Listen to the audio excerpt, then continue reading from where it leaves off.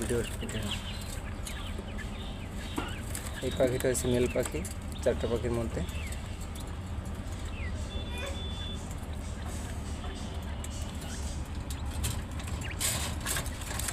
দেখেন এদের ক্ষুধা লাগা দেওয়ার সাথে সাথে খাচ্ছে। এই যে এটা হচ্ছে অন্য কালারের।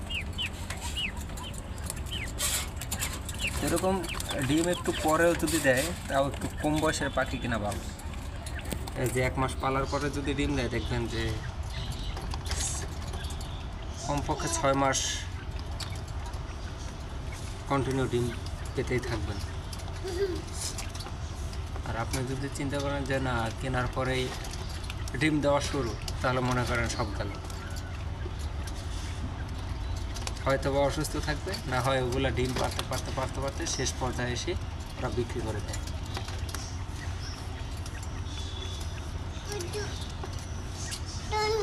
তো এখন আমি এগুলো সবগুলো একটু ওষুধ দিয়ে দেবো, প্যারাসিটামল দিয়ে দেবো।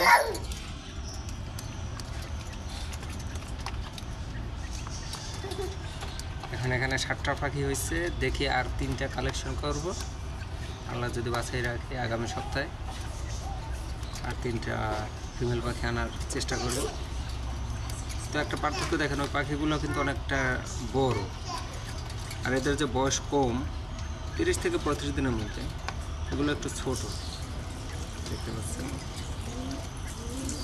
তো আমি আবার আমার ভিটামিন, ক্যালসিয়াম এগুলো পরিপূর্ণভাবে দিয়ে রাখি, যার জন্য মাশাআল্লাহ পাখিগুলো সুস্থ থাকে, সবল থাকে।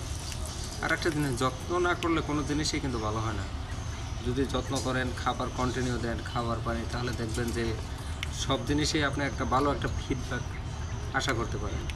আর যদি মনে করেন যে না, যে কোনো মতে আর কি খাবার দেওয়ার কথা দিলাম, 3 বেলার জায়গায় 1 বেলায় দিলাম, তাহলে ও ফিডব্যাক ওইভাবেই দেবে। তো আশা করি আমার পাখিগুলো যদি ভালো লেগে থাকে একটু শেয়ার করবেন, একটা সাবস্ক্রাইব করবেন। যেহেতু আমরা নতুন যারা আছেন এরা অন্তত পক্ষে পাশে থাকবেন।